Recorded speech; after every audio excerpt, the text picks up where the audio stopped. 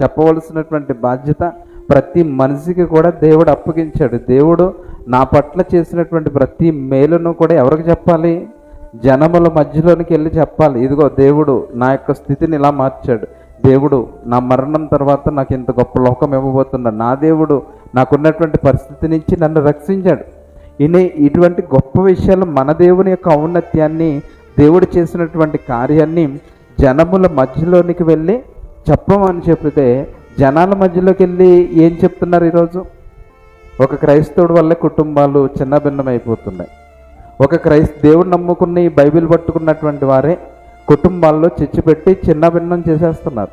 అటువంటి పరిస్థితుల్లో మనం ఉన్నప్పుడు ఇక్కడ దేవుడు మనతో మాట్లాడుతున్నటువంటి మాట ఏంటి అని అంటే, దేవుని గురించిన మాటలే మన మధ్యలో ఉండాలి.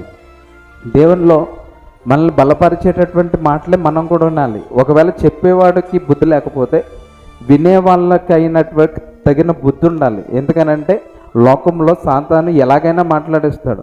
మాట్లాడిన ప్రతి మాటను మనం తీసుకుని ఎదుటి వారి మీదకి వెళ్ళిపోతే అది సరైనటువంటి పద్ధతి కాదు. ఎందుకనంటే యేసుక్రీస్తు వారు కూడా మరి చెప్పేటటువంటి బోధ ఏంటంటే, 2-3 సాక్షులు మనకు కనబడితే అప్పుడు అది నిజమని మనం నమ్మాలి. ఏదో గాలి వార్త మనం వినేసి అదే నిజమని నమ్మేసి వాళ్ళ మాట దైవంగా తీసేసుకుంటే మన జీవితాలు ఏమవుతాయి?